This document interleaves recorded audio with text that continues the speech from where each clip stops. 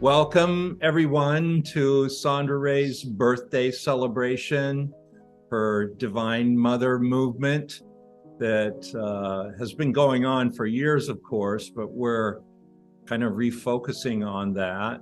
Thank you for coming. We're so happy to have you here. It's going to be a fun day.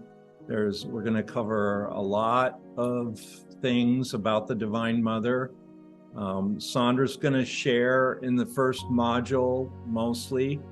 So module 1, I don't know what she's going to share. It's going to come off the cuff, and we'll see. I'll chirp in as I'm inspired. And then the second module, I wrote this book a few years ago, Odes to the Divine Mother. So I'm going to talk about that and probably read some of the odes, and we can go into them deeply. And then the third module will be a breathing module. We're going to do a mantra breathing session. Many of you have come to our Saturday 1 p.m. mantra breathing sessions. But for those of you who've never come, you're going to get introduced to that in the third module. So it'll be a full day. We just published our new book. Sondra's been working on this for a year, and it's been a labor of love, and it's just out on Amazon now. It's called Revolutionary Spiritual Healing by Sondra Ray. And I have a few entries in there, but it's mostly Sondra's material. And Marcus put it together. And of course, I'm the book designer and the book cruncher together. So that was one of my labors in the last few months. So it's out in hardback. It's a nice hardback, it's paperback, and ebook. And eventually we'll be working on an audio book. We're exploring that right now with some of our books. What do they want to say? And I think Leah Schultz wanted to come on and say a few words about the new book. 2 people on this call, and one is Barbara Milburn, and she helps us with the editing and also with the content, and she's our confidant when it comes to our books. And I want to just acknowledge her. She's here from Nashville. And we met her years ago when we lived in Nashville, and we maintained that. And I couldn't do the books without Barbara. She's my backbone of proper writing. And so she's here today. And also Leah Schultz is here. She wants to say a few words. Leah was the original inspiration back in the day when we decided to start self-publishing. Leah was very instrumental in that action, and she's still one of our consultants in that department. But it had not been for Leah, we may not have produced quite a few books since then under our Immortal Ray Productions setup. So Leah, go for it. Thank you. And thank you to both Marcus and Barbara for all the hard work you do to produce. It's such a treasure to have Sondra continuing to write. And I feel it's always an upgrade. You know, every time she has a new book out, it's such a gift to all of us. So I really wanted to, as a birthday gift to Sondra, ask all of you to, go to Amazon today, look up the new title, Revolutionary Spiritual Healing. It's such a beautiful title for a book too. And then, click on the Kindle or the print version and purchase it and leave a review, because it's such a boost to the author when this happens, like on one day. It really just makes a huge difference in, if a book is successful or not. And Sondra is giving us such a beautiful gift today of this whole a 6-hour workshop. So as just a small token, if we can all do that, I'm going to do it now too. I'm going to do it today. So we can all go and purchase the book and support you. Thank you. Thank you all. Yeah, thank you so much, Leah. And she's right. Everything has become an algorithm these days, even our own identity, it seems. So Amazon has these certain algorithms, and the book goes out there to the degree that it's being purchased and being commented on. So the more it's purchased and the more people who leave reviews, the more the algorithm goes up and the more Amazon puts it out there. So yeah, we ask your support. It's nice to write these books, but it's also great to have people read them. So we're committed to writing them, but you have to be committed to reading them. So I hope you go on there and do that today. Yeah. Thank you all for being here. I'm so happy to be with you. And I just want to acknowledge Marcus, my husband. He's the greatest male rebirther in the world, and I'm fortunate to live with him. And he helped me prepare for this mentally. And I'm excited to talk to you about the Divine Mother. So first I'm going to cover what is the Divine Mother. Then I'm going to cover Amaji's teachings about the Divine Mother. Then I'm going to give you special affirmations. And after that, I'm going to tell you about the miracles of Divine Mother. So, and this is another book Sondra wrote. It's called Rock Your World with the Divine Mother. You can also get that on Amazon. So yeah, it's a nice little book, and it's about a lot of what she's going to talk about is in this book. Yeah, and it's about India, the Divine Mother Festival. Okay, so what is the Divine Mother? So we're talking about the feminine aspect of God. And by goddess, we mean the life force itself, which is the original spark of creation. So that's why they say there's nothing higher than worship of the Divine Mother, because you're worshiping the spark of creation. And the goddess is love combined with power. And so I like what Yogananda said. He said that the Divine Mother and the Holy Spirit are the same, that the Holy Spirit is really feminine. So now I'm treating the Holy Spirit and the Divine Mother the same. She changes everything she touches, and everything she touches changes. So it's that aspect of ourselves in both male and female that's nurturing, kind, tender, cooperative, encouraging, and softening of the heart. So that's very good for you. But the problem, we've kind of suppressed the sacred feminine. So we've lost touch with our true essence. Yeah, at least here in the West, we've done that. It's not so suppressed in the Eastern world.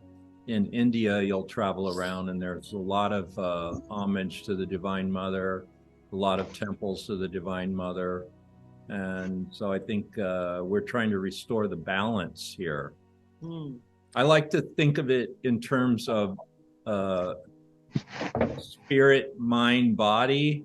Like spirit is kind of the masculine, it's the unmanifested, it's the spark, it's the idea. And then when it takes shape and it begins to manifest and take form, then that manifestation is the Divine Mother. So the Divine Mother is that which is manifested, you know. So in India, they say there's nothing higher than worship of the Divine Mother. And I believe that. I believe that. Sri Aurobindo was a great saint, and he said, surrender to the Divine Mother is the final stage of perfection. Now, Babaji's guru was actually the Divine Mother. And when he took samadhi, which is conscious departure, the last thing he said was, I leave everything in the hands of the Divine Mother. And that was, a long time ago, about 1980. 84. And I didn't even know what that meant, because I was raised in a patriarchal church, Lutheran church. We didn't even have the Virgin Mary. So I had no goddess energy at all. So I asked Babaji to show me what he meant by that. And he revealed to me many miracles of the Divine Mother. So there's an image of the Divine Mother with many arms that represents she can take your karmas, and she will help you through grace escape your karmas. So she's very, very, very powerful. She wants to free you and cure you. And she wants to get rid of the false you. So, Jesus also was very much into the Divine Mother, if you didn't know that. So the Divine Mother wants to give you her essence. Yeah, there's actually a chapter in our new book on fasting. And I wrote part of that. And maybe some of you know about this work. It's called the Essene Gospel of Peace. And it was a translation of some of the Dead Sea Scrolls by this scholar in Europe in like the mid 1900s. I can't pronounce his name correctly. It's something like Sekeli. And he wrote this book about Jesus giving these instructions to people to fast to help their healing, right? So at least the first book is mostly about this. It's about this fast. And he refers to the elements in that commentary. Jesus refers to them as the Divine Mother's angels. The Divine Mother's angels being space, air, earth, fire, water. Yeah, so that the elements are the Divine Mother's angels, and that these angels can be used in our healing and in our cleansing process. So it's interesting that he recommends going on a fast and doing a lot of breathing. Sound familiar? Liberation breathing, rebirthing. He's saying you've got to have a relationship with these elements, and you've got to breathe, and you've got to be in the sunlight, and you've got to cleanse yourself with water. So this Divine Mother is very present in his teachings. Now, whether the church dogma is kind of over the years, the Judeo-Christian traditions have kind of eliminated the mother energy, the Divine Mother energy, but it was there. When you look at pre-Christian cultures, like Greece and Rome and, those Mesopotamian cultures and Crete, all those ancient cultures had very strong affiliation with the mother energy, with the feminine energy. There was more of a balance. But then after, the Christian era and the church became very patriarchal. Okay, I'm going to go over Amaji's teachings, and we consider Amaji the true Divine Mother on the planet today in the physical body.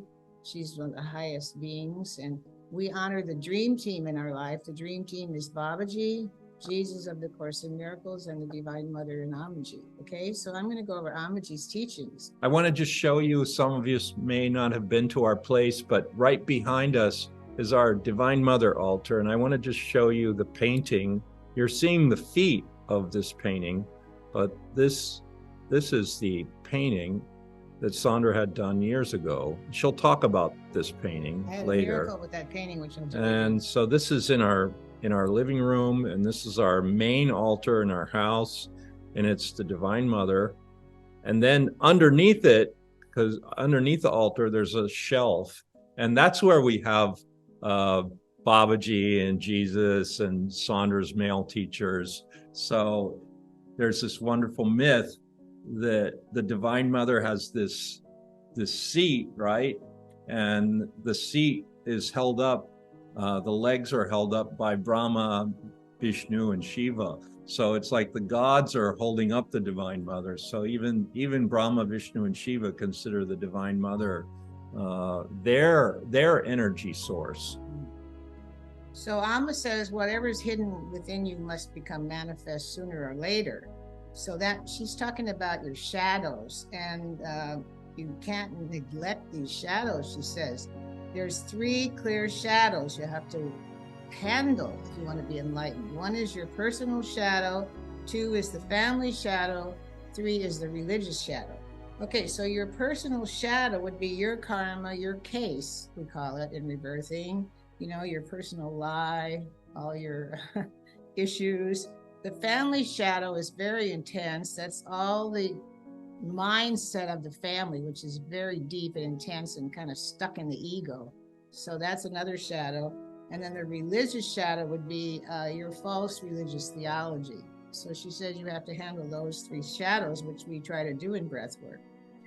But she says, never give up. The surgeon does not stop until the operation is finished. So the mother will not abandon you in the middle of your process if you surrender to her. She will stick with you through the whole surgery. And, you know, breath work as we know it, Sondra was the mother of rebirthing back in the very beginning in 1974. And then when she and I got together in 2008, we thought we wanted to focus more on the Divine Mother. So we came up with the name Liberation Breathing, the gift of the Divine Mother, and we kind of recalibrated the whole rebirthing experience in this vibration of the Divine Mother. And many of you who've had sessions with us know what that means. We invoke the Divine Mother at the end of the breathing cycle, and we say these prayers. So the Divine Mother is very present in our work right now. It's still the same rebirthing that Sondra always did, but we added this spiritual dimension with the Divine Mother to it. And I think it makes a big difference. People say how much they like being prayed over and how much peace is in the room when you invoke that Divine Mother presence.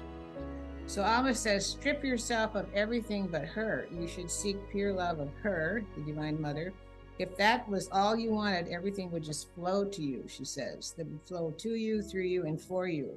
And all protection would be yours and all knowledge. So we should pray to her with a longing heart and persist in our demands to her. And she not only says, adore me, but adore everyone. Adore each creature as being part of her. Adore yourself. And honor yourself humbly as my child, she says. Bless each aspect of your being and revere yourself. Then she says, give birth to the divine child in you.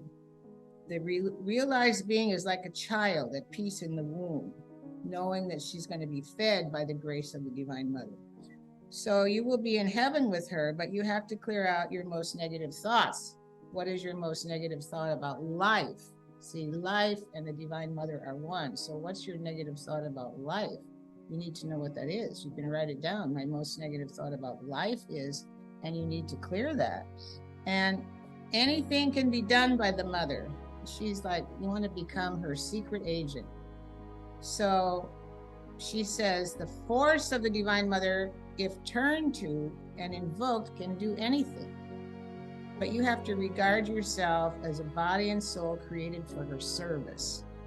And you want to be here. I'm here for your service, Divine Mother. The fruit for you is the joy. That's what you get from that. Yeah, I think that's key. The fruit is the joy. And the service, you know, I remember this line from Thoreau. He said, the greatest service you can render to your fellow humans is to rise to the height of your own being. And I think that's what we're doing in breath work. We're trying to shine away the shadows, right? And get to the joy. You know, it's like the essence of the Divine Mother and the Divine Father is joy. And I think we have to restructure our mind around, especially people in the West, that this idea of a judgmental, punishing God who sort of metes out, you know, heaven or hell to you. We've got to let that go, because that's not reality. You know, that's only something we projected onto the life force or the God energy. And God is an essence of joy.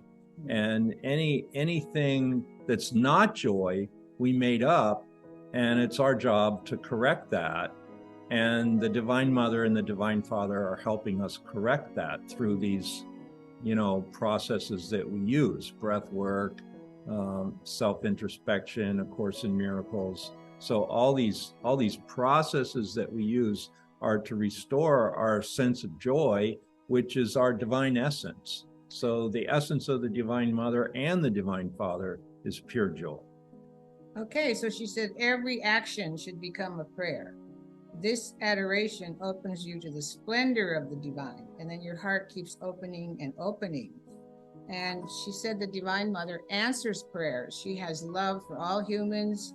When humans sincerely aspire for happiness, harmony, peace, and light, it's the Divine Mother who helps, and she relieves suffering. So if you want anything, you have to ask for it. If you ask the Divine Mother for it humbly and lovingly, you will receive it. But you have to ask with your whole heart.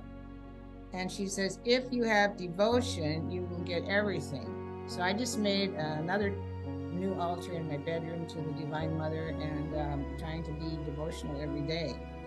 If you offer everything to her, she will accept and change it, even the worst things. If you offer something good, simply thank her. And if it's a negative thing, you offer it to her and ask her to take it away. She wants to give you everything, but you have to know how to let her do that. For this, you have to surrender. And the reward for surrender is bliss and knowledge. So to offer everything to her is surrender. To give our lives to her is surrender. To be humble is surrender. So you want to remember, she wants to give you everything, but you have to let her. For this, you need to surrender.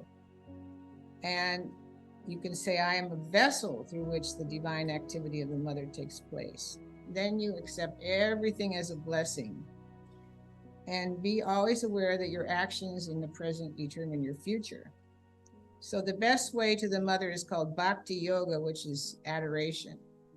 Yeah, and we go to India every spring to participate in the Divine Mother Festival at Babaji's ashram, and it goes on for 9 days. It's called the Navaratri, which actually means 9 nights, but it's 9 days and nights of worship to the Divine Mother.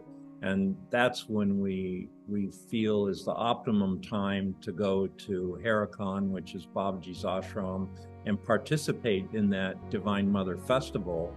And people from all over the world come, people from all over India come, and they honor the Divine Mother with various fire ceremonies and prayers and rituals for 9 full days, and we're there for the whole thing.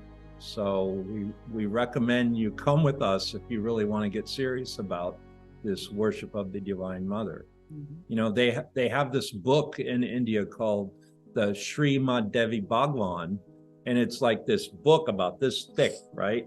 And so they have it in the temple, and it's all about the Divine Mother. The whole book is about the Divine Mother. It's like a Bible to the Divine Mother, right? And it's about this thick. And they have it in the temple, and a priest reads that out loud for the whole 9 days. They read the whole book in that 9 days, and some of the times during the day in the temple they have someone translating in English, so you can hear some of the stories that are in this book, and they're just incredible. And you could say, well, they're mythology, this and that. And they're kind of fantastic, and they are. However, as we know, people who love mythology and love that kind of writing, there's always a metaphor, there's always a deeper lesson, there's always a moral to the story, so to speak, something that we're supposed to learn on how to live a righteous life. And these examples in these ancient holy books give us those. So it's a wonderful time to go to Navaratri, especially with Sondra Ray, because we do breath work every day with our group, and everybody stays really healthy and clear as a result of that. So, and it's a wonderful quest, we call it. And Babaji told me that one day at that event with those particular yogis and those particular saints and those particular ancient ceremonies, which go on for 9 days, you can make like 10 years of spiritual progress in one day. That's what he said. So that's why we recommend you come and join us. Yeah, so for 10 days, let's see, I think he said 12 years. So okay. Let's see, 10 days, 120 years of spiritual progress, or 140 years of spiritual progress. So we recommend at home that you have an altar to Amaji or Durga or Kuan Yin or whatever your idea of the goddess is. This one you can't see because Sondra's in front, but we have Mary on one side, the Virgin Mary. And then we have Kuan Yin in the middle, a statue, and then we have Amma on the other side. So we feel like we've kind of covered all of our bases with that. We have a couple of Divine Mother altars. Actually, there's probably one in every room. We have some kind of an honoring of the Divine Mother in every room of our house. Yeah, so you sit down in front of your altar and of the Divine Mother, and you gaze at her picture. You have maybe incense and perfume to put on the picture on her feet or whatever, and incense and a candle, and keep it simple.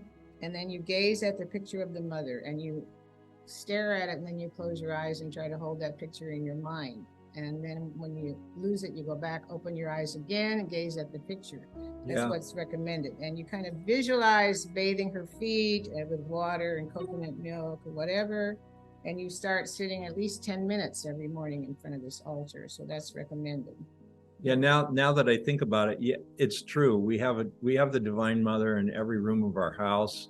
Sondra's bathroom has many Divine Mothers in there. And, you know, we have two bathrooms. We call them the men's bathroom and the women's bathroom. Well, mine, I have a lot of my male teachers in there. However, the biggest picture I have is this picture of Morna Simeona, who was the kahuna who brought Ho'oponopono to the Western world. And I have this big picture of her kind of above all my male teachers now that I'm thinking about it. And she's the only woman in the male bathroom, right? And she was interesting character because she could shapeshift. She could go between the masculine and the feminine. Sometimes she could look like a man, and sometimes she looked like a woman, and she could shapeshift back and forth with that. So very interesting that I have her picture. Yeah. Very powerful picture of her in my bathroom, the male bathroom. And, you know, when I met her, I was invited to a luncheon on the beach of a doctor and his wife who took the LRT, and they invited me for lunch. And I didn't know there was going to be an honored guest. So in walks this kahuna. She was so powerful. When I looked at her, the tears shot out of my eyes straight in the air toward her. And then she kind of turned into a man. That was the first time I ever saw anybody shapeshift. Then they sat her next to me at the lunch. And suddenly my head goes into the plate like I'm bowing. Then my boyfriend, he went down. My organizer went down. And all of us were bowed to her. We couldn't help it. And we couldn't lift up. So then I said to her, Morna, would you mind telling me what you're doing? She said, oh, just a little interplanetary crystal cleansing. That was her first statement to me, if you can imagine. Then the hostess came out and she said, where's the quiche? We were supposed to be served quiche. And I'm down like this, and I said, kiddingly, I said, well, maybe you should look in the kitchen. Maybe the chef is on the floor. And I was kidding. And that was true. Even the chef in the other room was bowed down to her. And that's how powerful she is. I was very fortunate to have her as my teacher at Ho'oponopono. So I'm glad we're acknowledging her today. So what I'm going to do now is I'm going to read you some affirmations I wrote, and I want you to pretend like I'm the good mother reading to you. Like, you know how your mother used to read to you? So I want to be the Divine Mother reading to you now these affirmations I wrote, and I'm going to say them in first tense, and then Marcus will say them in the second tense. So, am I supposed to read them back? You don't have to. You're going to say you are. Okay. Or you want me to do it? No, I can do it. Whatever. But I don't have it to read. I'll just have to. No, after I do it, then I give this. Oh, I see. Okay. Yeah. You do it. Okay, so you can close your eyes and just take this in. Yeah, this would be good as a meditation. So if you can kind of sit up straight and get your spine straight and hands in your lap and just really kind of center yourself. Yeah. Okay. And just take this in, and Sondra will read slowly, so you'll have a chance to take each line in. Okay, so just really go deep and try to turn off all the other chatter. Let's just sit and quiet ourselves, prepare our mind to receive these high thoughts from the Divine Mother. Okay, so I wrote these down, and I don't even remember what I wrote. We're going to find out. Number, close your eyes, take a breath. I am taking in the safety and the peace of the Divine Mother. I let the safety of the Divine Mother overtake me. I am in a state of being where there is no sin, no guilt, and no fear.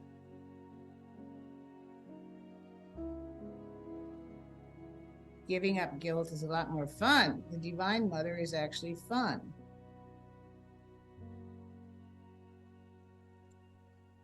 I do not let myself receive the negative voice of the ego. I'm willing to hear the Divine Mother's voice instead.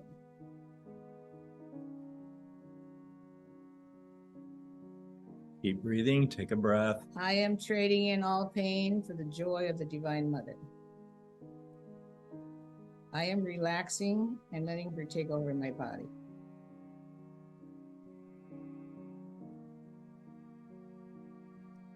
Because I was willing to give up doubt and worry and fear to the Divine Mother, now faith rushes in.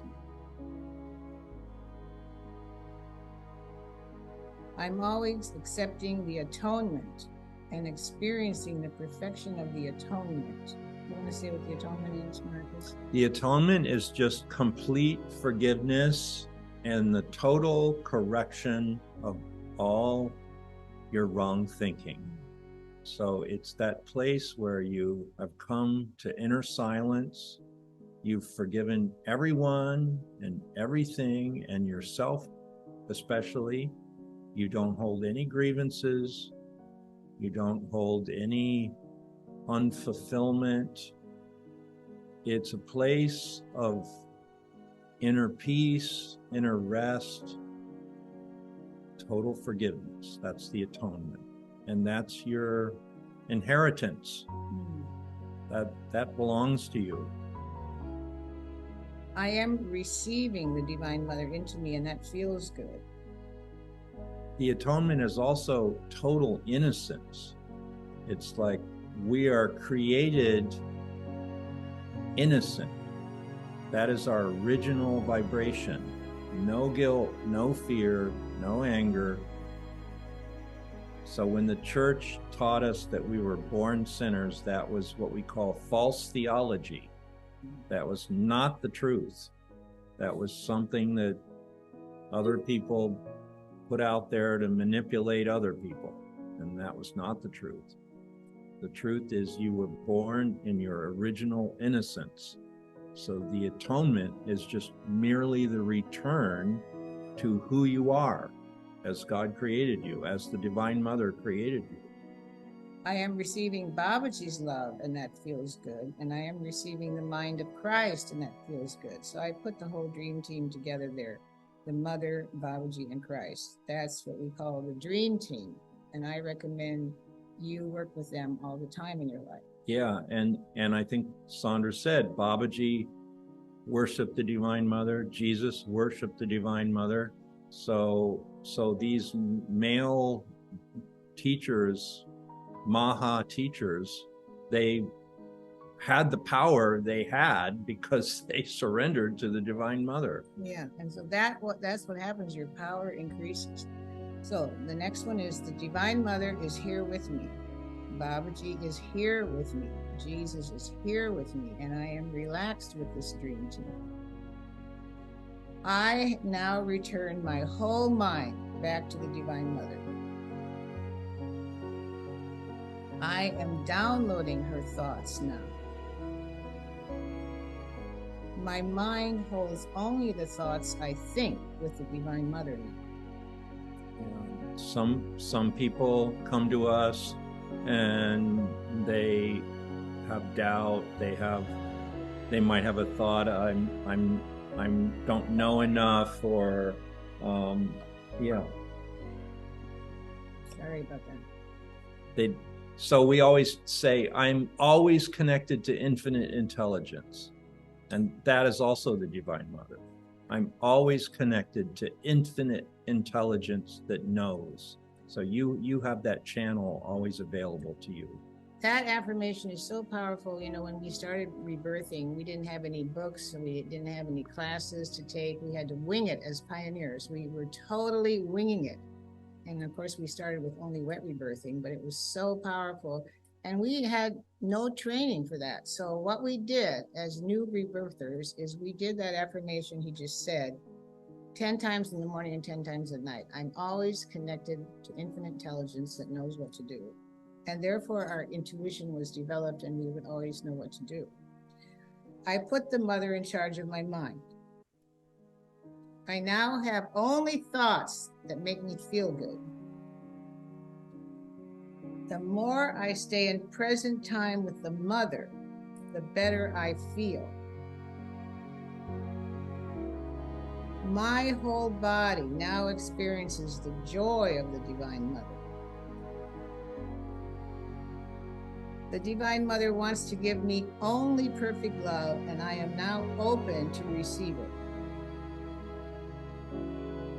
I am completely letting go, and it's easy now. I am completely surrendering to her now. I have total faith that the miracle I crave is here now, happening to me as a gift from her. I stay in certainty that I am now healed. Miracles from her occur naturally for me now that I am free of fear. Miracles from her occur naturally for me now that I have accepted my innocence. I let go of anything that keeps me from her constant happiness. I am now in a constant state of gratitude that I surrendered to her. I now celebrate the glory of the Divine Mother. She is taking me to a new dimension where I experience my light body. I am relaxing into the bliss of the Divine Mother now. I have a wonderful divine purpose. I am one with the Divine Mother forever. My body is a precious gift from her. I am a divine being here to serve the goddess. I am now filled with her spiritual energy. I know she is the creation of all the universe and the magnificence of the Supreme. So now I exude love and compassion. When I look at all the good things in nature, I feel a tremendous tenderness arise within me. I myself am a creative force. I am a high vibration being. I'm now open to higher frequencies of energy from her. So I am now given access to the greatest source of knowledge and wisdom, which is her. I'm entering cosmic consciousness. In the name of Mother Mary, I command the Father, Mother God to produce the ascended Jesus Christ miracle that I want made manifest in me. I am a wonderful manifestation of the divine feminine. Okay. So keep breathing, keep taking this in. Now I'm going to read the same thing, but with a different pronoun.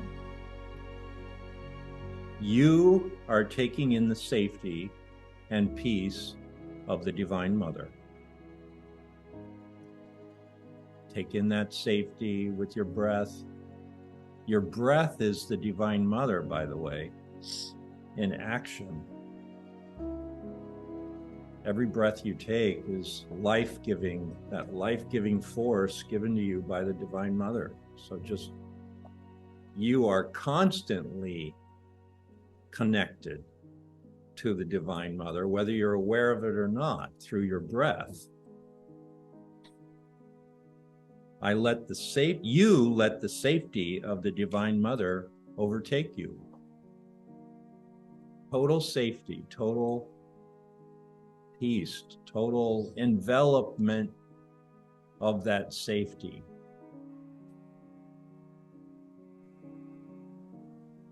My holiness envelops everything I see. My holiness envelops me. My holiness envelops everyone around me. That holiness is the Divine Mother. Giving up guilt is a lot more fun. The Divine Mother is fun. You can give up guilt, all forms of guilt, right now, today, and forever. All guilt you held from the past is gone. Any guilt you might take on now, you don't have to do that. And any guilt that could come at you in the future, you just say, guilt is gone. This is not God's will for me. Even though I made a mistake, I still completely love and accept myself. No guilt, only correction of mistakes, which has no guilt. You are in a state of being where there is no sin, no guilt, no fear, no anger, only peace, only the peace of the Divine Mother. You are in that state of being. You do not receive the negative voice of the ego. And if the ego is bugging you, you just put it behind you. Say no to it. You hear the Divine Mother's voice instead.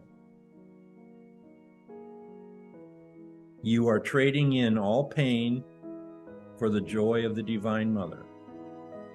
You are relaxing and letting her take over your body, your mind, your spirit. She is your divine guidance system.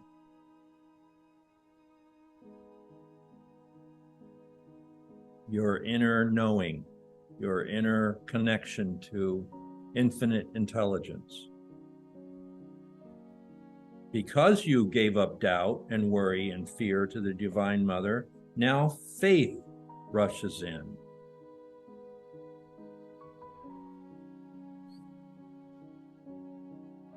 You are always accepting the atonement and experiencing the perfection of the atonement.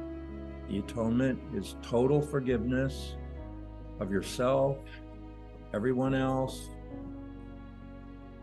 all things, correction of all your wrong thinking. You are receiving the Divine Mother into you, and that feels good.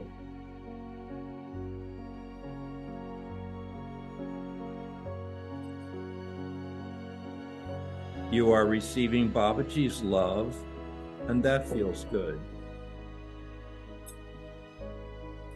You are receiving the mind of Christ into your mind and body, and that feels good. The Divine Mother is here with you.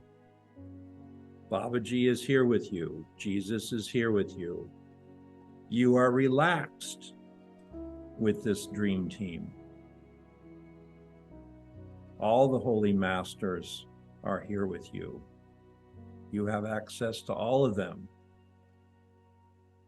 And we just focus on the Divine Mother and Babaji and Jesus just because they're the ones that are most in our work right now. But there are many holy masters that you are connected to. You have returned your whole mind back to the Divine Mother. That's a mind of peace and joy and innocence. You have returned your mind, your whole mind, back to that original state that we would call it in computer language, your defaults, your original defaults. are reset. Innocence, faith, love, happiness. This is your default system, and we're restoring your mind back to that. We're restoring your whole system, your body, your mind, your spirit, back to those default settings. You put the mother in charge of your mind. You put the Holy Spirit in charge of your mind. Same thing. You have only thoughts now that make you feel good.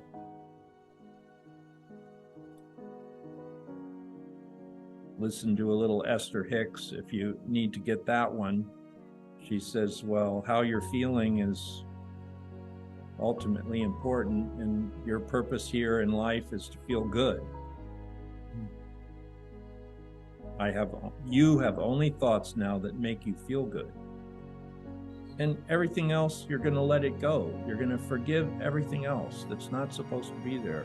Forgiveness is the key to happiness. Forgiveness is what the Divine Mother gives us to let go of the junk. We're going to let go of the junk today. No junk. The more you stay in present time with the Mother, the better you feel. Your whole body now experiences the joy of the Divine Mother. Okay, take some breaths and feel that. Take some breaths in. Release. Let your breath out. Hold the breath out. Take another breath in. Hold the breath in. Feel that power of the Divine Mother, that life force. Let the breath out. Hold the breath out. Take another breath in.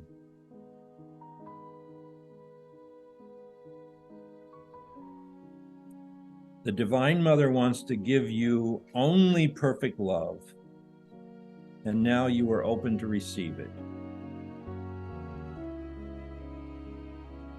You are completely letting go, and it is easy now. Your life is easy. Deep ease. The purpose of surrendering to the Divine Mother is to make your life easier. To dissolve problems before you even have them. You are completely surrendering to her now. You are completely letting go, and your life is easy now. You have total faith that the miracle that you crave is here now happening as a gift from the Divine Mother. You know, in mantra breathing, we always have everybody state what their intention for the breathe is. So you can do something like that now. What I would like to have happen is fill in the blank. What I intend to have happen now is, and this is your miracle that you're drawing to you. The Divine Mother is giving it to you. She's putting all of her energy, all of her force in that desire, in that intention. She wants to give it to you, and you can receive it. I am completely letting go, and it is easy. You are completely letting go, and it is easy. You are completely surrendering. You have total faith that the miracle you crave is here now, happening to you as a gift from her. You stay in certainty that this miracle is yours, and you are healed now. Miracles from her occur naturally. Miracles from the Divine Mother occur naturally for you now that you are free of fear. Miracles from her occur naturally for you now that you have accepted your innocence. You let go of anything that keeps you from her constant happiness. The miracle of the Divine Mother came through you softly, and you welcome this bliss. It's a gentleness. The Divine Mother is gentle, quiet, peaceful. I think of that lesson 265 in the Course in Miracles. Creation's gentleness is all I see. Well, that's what you're seeing when you're seeing through the eyes of the Divine Mother. Creation's gentleness is all I see. Gentleness is coming into your life, into your mind, into your being. You let go of anything that keeps you from the Divine Mother's constant happiness. The miracle of the Divine Mother comes through you softly, and you welcome the bliss. You are now in a constant state of gratitude because you have surrendered to her. You now celebrate the glory of the Divine Mother. She is taking you to a new dimension where you now experience your light body. Let's take a moment on that. You now experience your light body. You know, one of those first elements is light. Space, light, air, fire, water, earth, light. You're mainly composed of light. So get in touch with that from the Divine Mother, that first imparting of light to your being.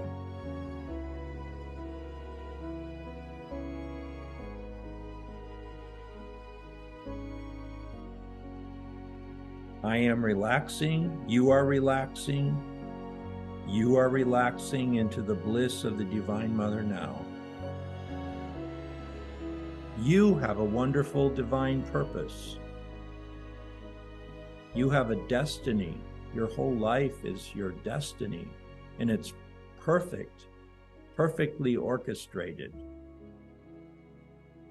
in the Divine Mother's blessing, vibration.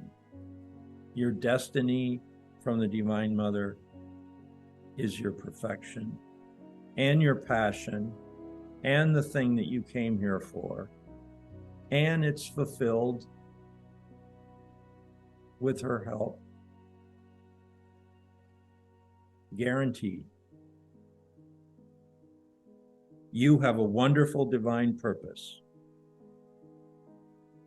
You are one with the Divine Mother forever. Your body, your mind, your being is a precious gift from her. You are a divine being here to serve the Goddess, the Divine Mother, in all of her infinite forms, infinite forms. You are now filled with her spiritual energy.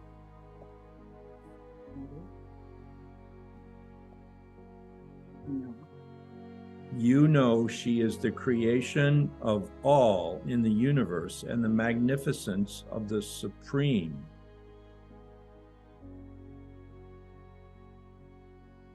There's nothing that's not the Divine Mother. And she goes on forever to all galaxies, all edges of the cosmos, composes everything. I think there's 1 billion stars in the galaxy, and there's 1 billion galaxies. That's pretty big. It's 100 billion. 100 billion, Sondra says. You exude love and compassion now. You are an instrument of the Divine Mother, giving love and compassion to those around you. You are an embodiment of the Divine Mother. When you look at the good things in nature, you feel a tenderness arise within yourself. That's the Divine Mother. That's your being. You yourself are a creative force. You are a high vibration being. You are now open to higher frequencies and the energies from her. You are now given access to the greatest source of knowledge and wisdom ever known. That's infinite intelligence from the Divine Mother. You have access to that anytime. You can access it just like we're doing now.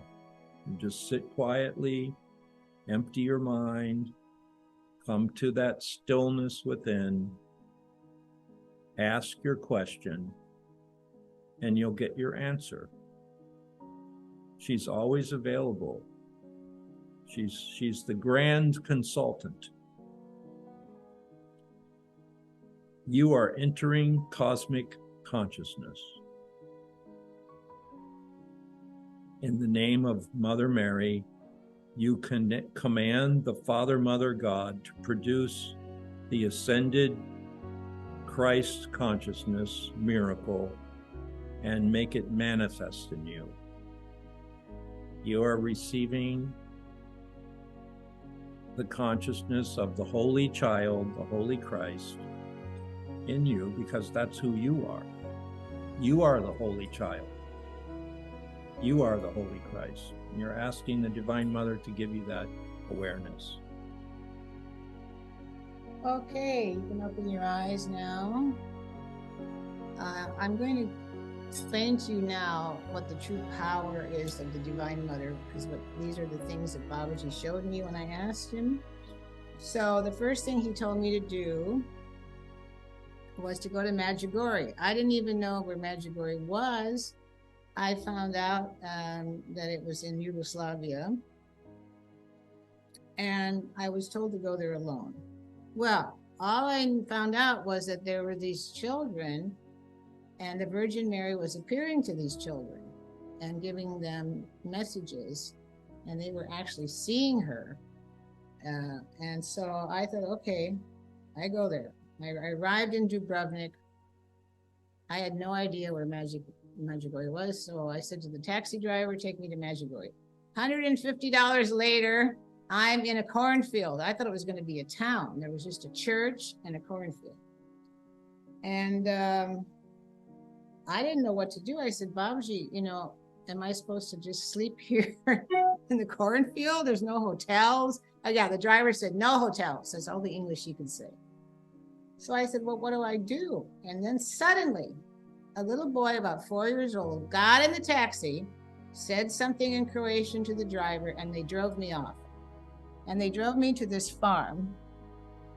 They didn't speak English. Now, believe it or not, at the end of the driveway, it was a long driveway, waiting for me, get this, waiting for me was the grandmother, the grandfather, the father, mother, and the other 3 children, waiting for me. I told no one I was even going to Yugoslavia. And the little kid didn't have a phone or anything. That was No. before cell phones. Yeah. So I couldn't believe it. So they dropped me off there. The family took me in. They didn't speak a word of English. I couldn't speak a word of Croatian. So they sat and looked at me, and I thought, well, I better go on a fast while I'm here. So I drew food and I crossed it out. And they just had me stay there. So every day I would walk 3 miles down to the church. And I had heard that there was this miracle that when the Virgin appeared, the sun would start spinning. Well, I couldn't believe that. Well, anyway, at 5 p.m., I witnessed that. Now, not everybody in the crowd could see that, but those of us that saw that fell to our knees. Okay, that was the first thing that happened. So the next day, or the next few days, I decided to sit under the window of the place where she was appearing to the children. Now, she was appearing in this library on the second floor that was attached to the church. Okay, so I decided I would just sit there and do my own devotions. And there was a whole lot of steps going up to the whole thing was happening on the second floor. The steps were going up there. So I sat below the steps doing my devotions, and a priest came out and he said, you know, who are you or whatever? And I, and you know, so he said, you come tomorrow at 5. Okay. I said, well, I'm a writer. Maybe I could write something. He said, you come tomorrow at 5. So the next day I show up. All these Catholics are behind me at the time of the materialization, when she materialized. And I'm against the wall. Well, the same priest came out and he said, you come in. Well, I couldn't get around because nobody would move. And I couldn't believe I would get in because I saw 12 priests go in there from all over the world. I didn't see any women go in. He said, you can come in. Well, I could not go around. People would not. And they're all saying, Hail, Mother of God, protect me in my hour of death. And I said, Mary, I cannot say that to you. Protect me in my immortality. I want to live. Well, anyway, I just decided I'm going to make a jump. I used to be a basketball star. So I made this leap. And he pulled me through the railing, if you can believe it, into the apparition room. So in there was these 12 Catholic priests. It was very intense energy. It was so intense that one priest fainted. And then they pushed me into his place, if you can imagine this miracle. Suddenly, I'm sitting right next to the children. Now, this was a total miracle, so I got to watch what happened. The priest said, no cameras, she's coming.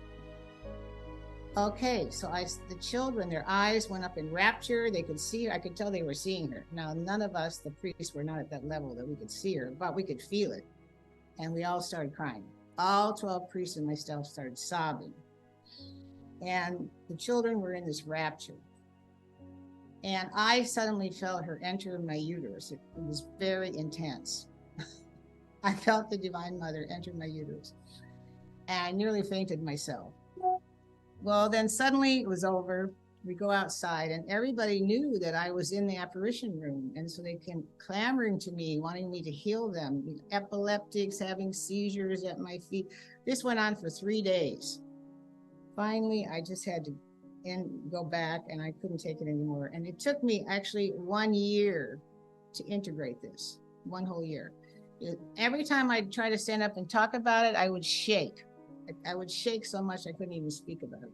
So after 1 year, I was finally able to integrate that miracle. Then I made a trip to Ireland because I heard there was a statue of the Virgin Mary which was crying real tears. Now, you might have heard of that.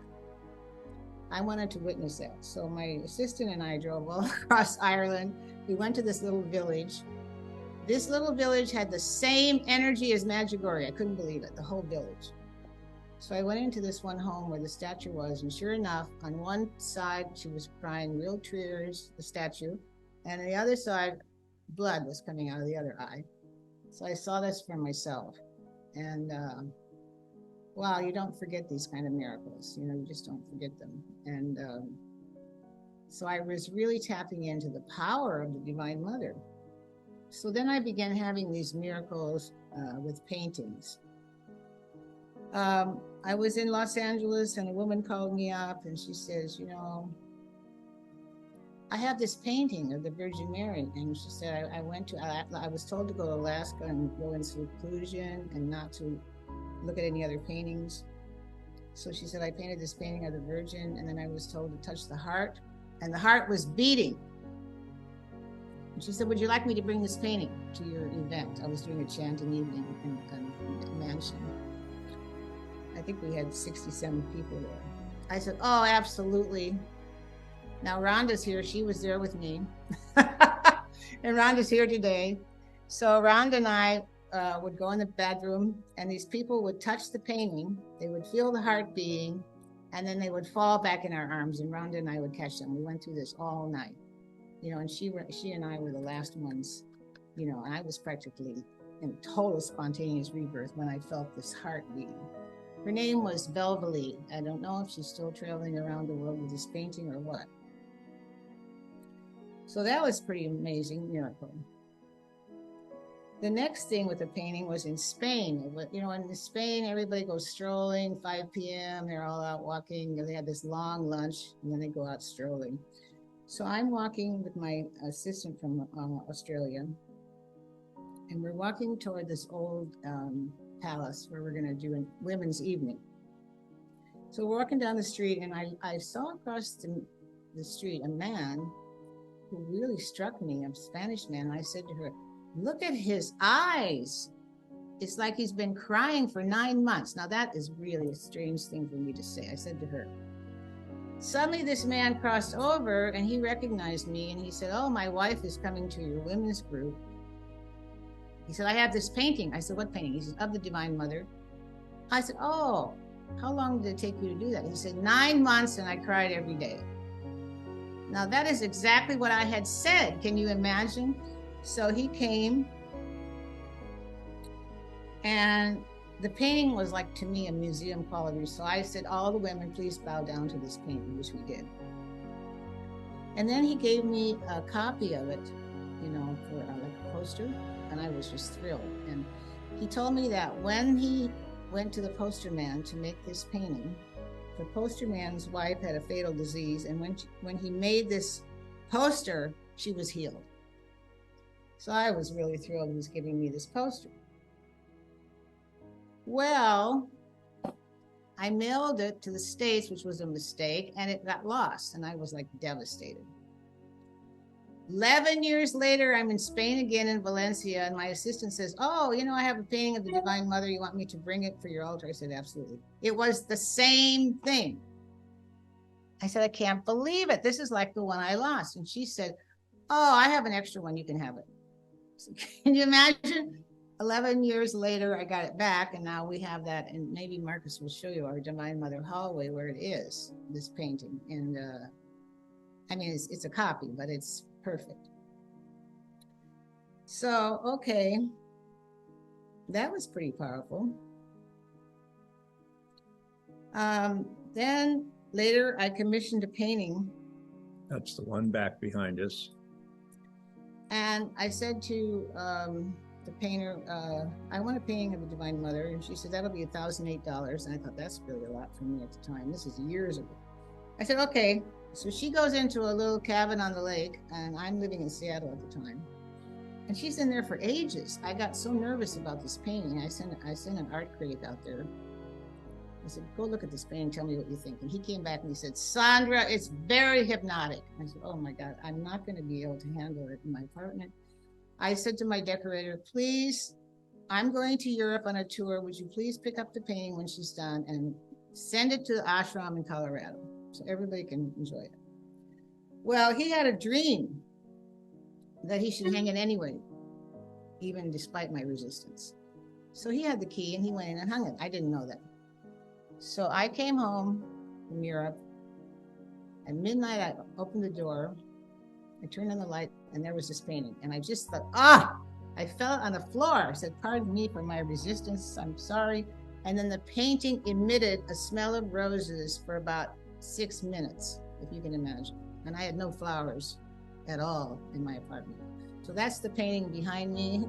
It hasn't done it since, but I'm just telling you these stories so you get the power of the Divine Mother. Okay, so the year after Babaji's Samadhi, which is February 14th, I decided to find the most ancient temple of the Divine Mother in India and go there. And I went by myself. So this is the very tip of India. And I was told this temple is 4,000 years old. Try to imagine that. And it's underground. Now, the Divine Mother temples in India, they have a marble statue of the Divine Mother. It's called a murti, and it's activated by the guru with mantras. And once it's activated, it's like the same statue in Ireland. It takes on a real liveness. So you have to bathe it, feed it, take care of it all the time, morning and evening. And this process that I'm going to tell you went on for 4,000 years, and you can't miss. You can never miss a day or skip a day. You can't say, "I'm going on vacation and I'll leave it there while I'm gone. No, you have to have somebody taking care of it constantly. So they bathed it and everything. So anyway, I got up at 3 o'clock in the morning because I wanted to watch the priest prepare the mercy, right? And it was just me and one other person there. We're going underground, and there's these purple velvet curtains, and they open it up, and there's this astonishing, beautiful statue of the Divine Mother, Durga, I think, wearing purple sari. So they took that off carefully, folded it up.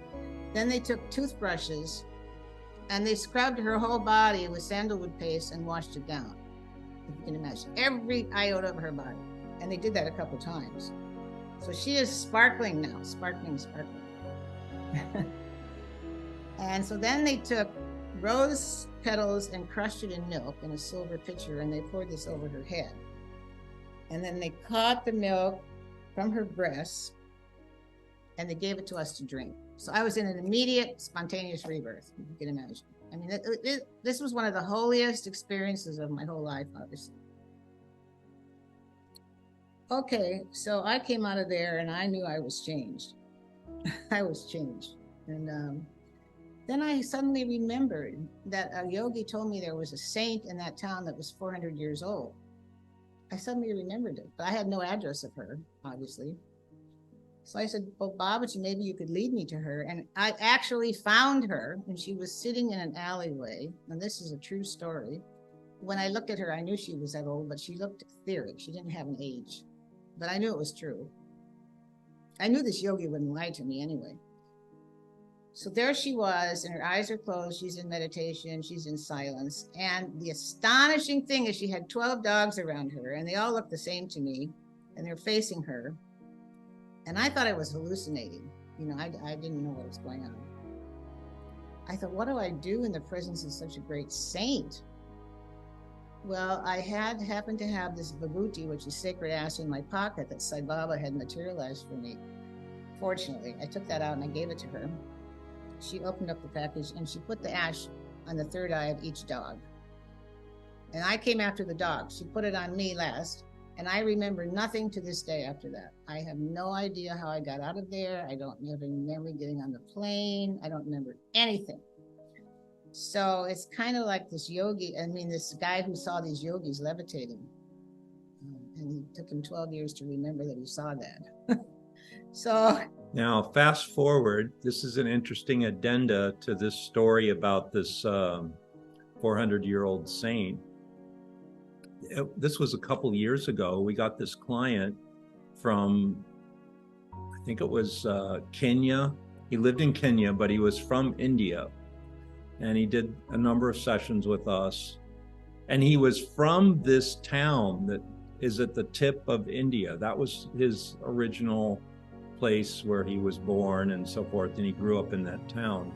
And he knew exactly who we were talking about, this 400-year-old saint, because in that town she's commonly known, right? He even knew her name, and we looked her up on the internet, and there she was and everything. So it was like a kind of a 20 years after this thing happened with Sondra, we got this final confirmation that, yeah, this is the real thing, right?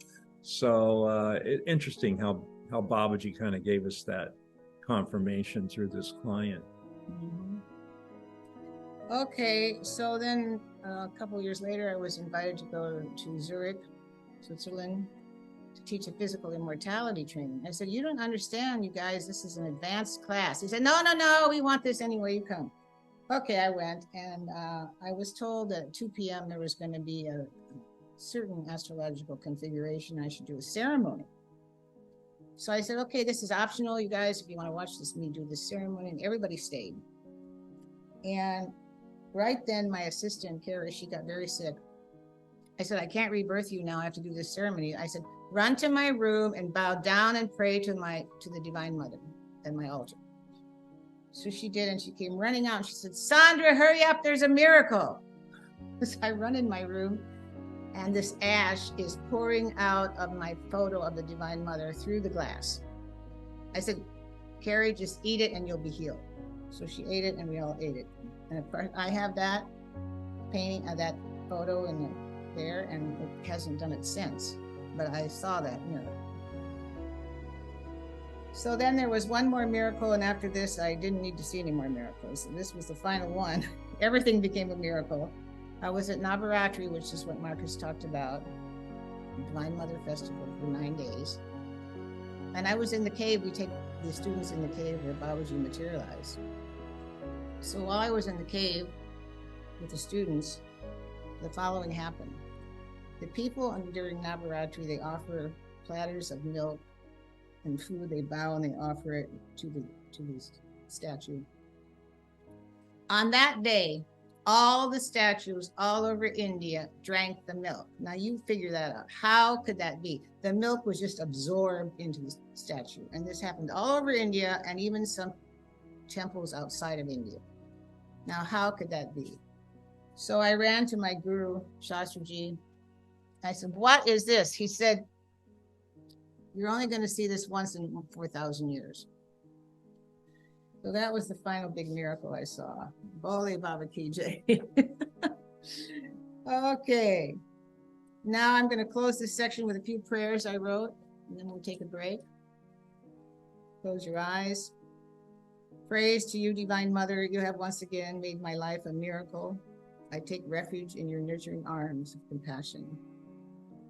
I praise you for once again giving me a spirit of power and love, the sound man. I praise you all you have created, and I want your name to be exalted.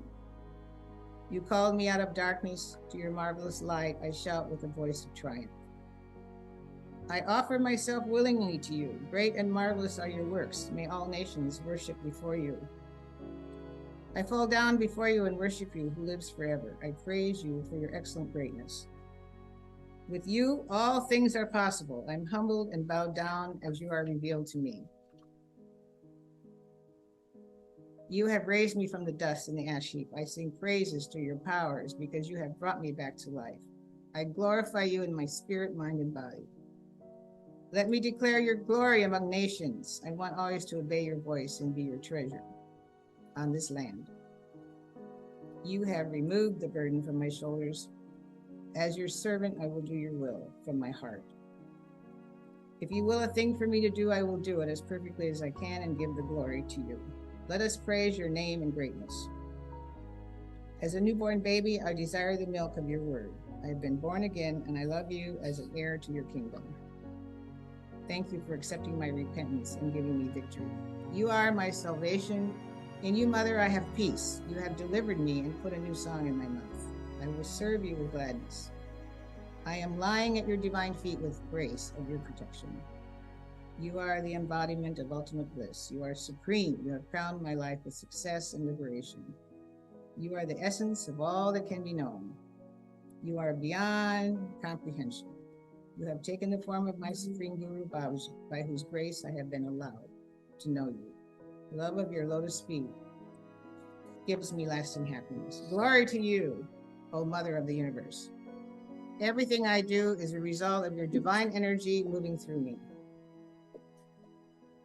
Sorry about that. I wish to express my appreciation to you as the source of life. You are the breath of life.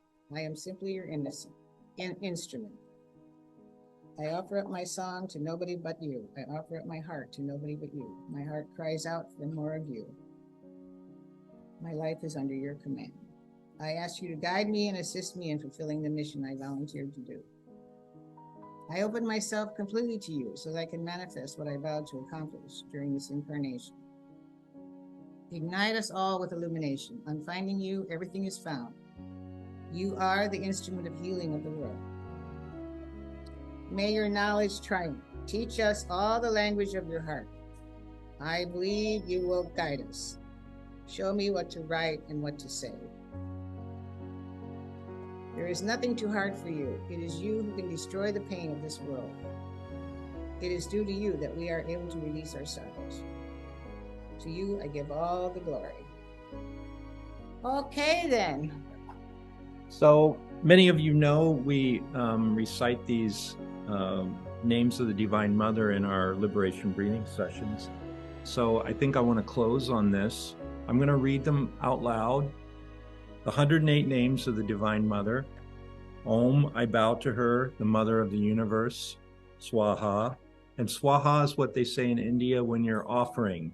And it's like a stamp on the envelope.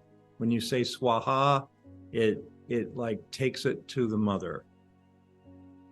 Om, I bow to her, the mother of the universe. Swaha. Om, I bow to her who resides in the heart of the master. Swaha. Om, I bow to her who gives birth to the worlds. Swaha. Om, I bow to her who is full of boundless mercy. Swaha. Om, I bow to her whose form is blissful. Swaha. Om, I bow to her who is worshipped by the worlds. Swaha. Om, I bow to her who is the supreme goddess. Swaha. Om, I bow to her who is the mother as a warrioress. Swaha. Om, I bow to her who bestows good fortune. Swaha. Om, I bow to her who is divinely beautiful. Swaha. Om, I bow to her who is the embodiment of knowledge. Swaha. Om, I bow to her who is prosperity. Swaha. Om, I bow to her who sustains all the world. Swaha. Om, I bow to her who is the goddess of heaven. Swaha. Om, I bow to her who reads all minds. Swaha. Om, I bow to her who gives victory to her devotees. Swaha. Om, I bow to her who is divine energy. Swaha. Om, I bow to her who is worshipped by divinities. Swaha. Om, I bow to her who looks after the universe. Swaha. Om, I bow to her who removes all fear. Swaha. Om, I bow to her who gives divine protection. Swaha. Om, I bow to her who is the goddess of the waters. Swaha. Om, I bow to her who fulfills all desires. Swaha. Om, I bow to her who is the mother of the three worlds. Swaha. Om, I bow to her who gives liberation. Swaha. Om, I bow to her who is the goddess of fortunes. Swaha. Om, I bow to her who resides in the lotus. Swaha. Om, I bow to her who is worshipped by God. Swaha. Om, I bow to her who is full of power. Swaha. Om, I bow to her who removes the troubles of the universe. Swaha. Om, I bow to her who gives birth to all. Swaha. Om, I bow to her who is the consort of victory. Swaha. Om, I bow to her who is of royal majesty. Swaha. Om, I bow to her who is the goddess of gods. Swaha. Om, I bow to her who resides in the heart of the king of sages. Swaha. Om, I bow to her who showers the nectar of grace. Swaha. Om, I bow to her who is the power of consciousness. Swaha. Om, I bow to her who is the maker of destiny. Swaha. Om, I bow to her who is beyond all things. Swaha. Om, I bow to her who is full of mercy. Swaha. Om, I bow to her who is the goddess of the planet. Swaha.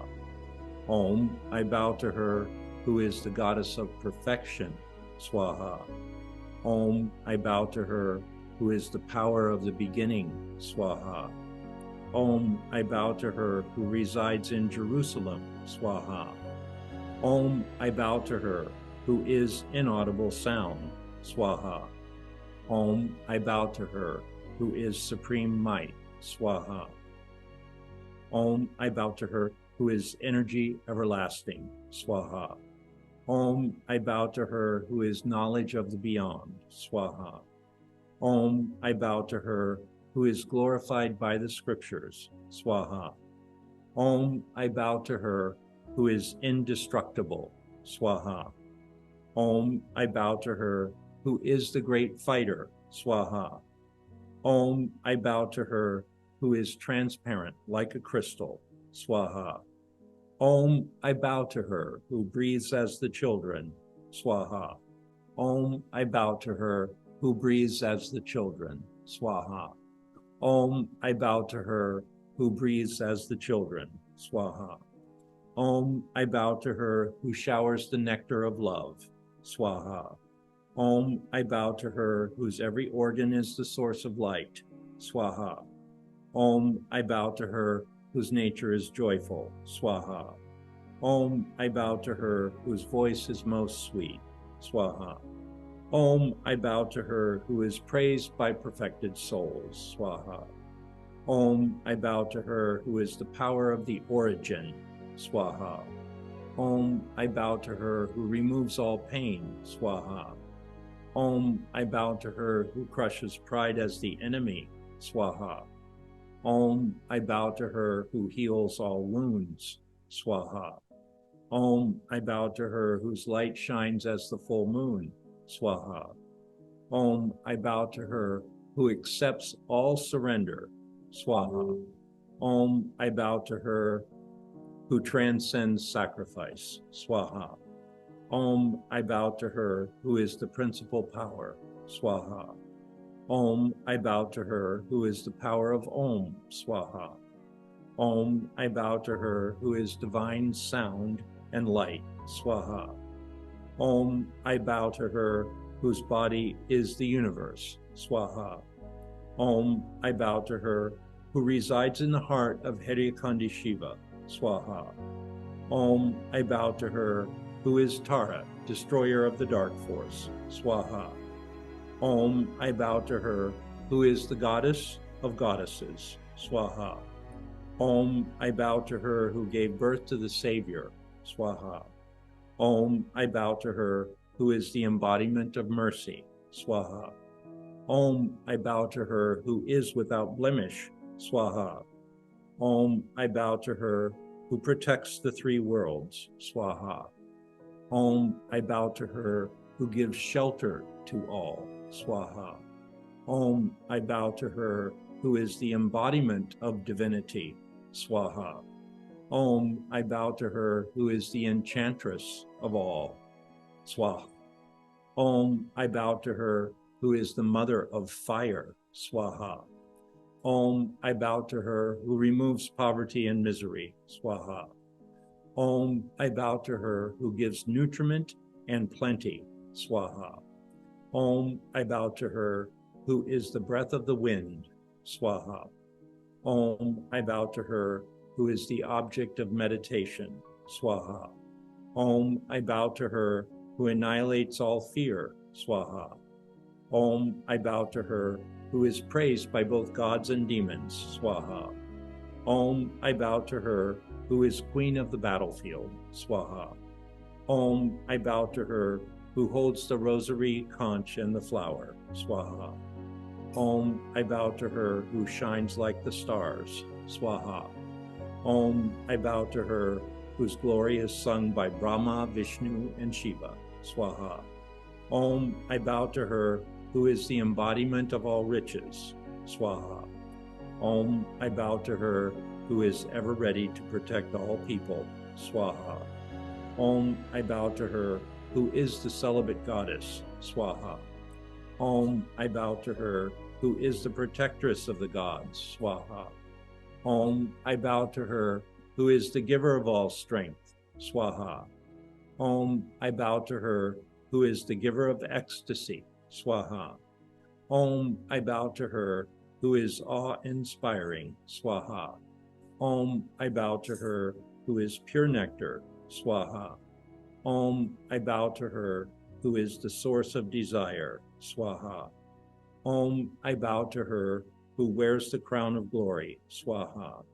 Om, I bow to her, who is the ideal of nations, Swaha.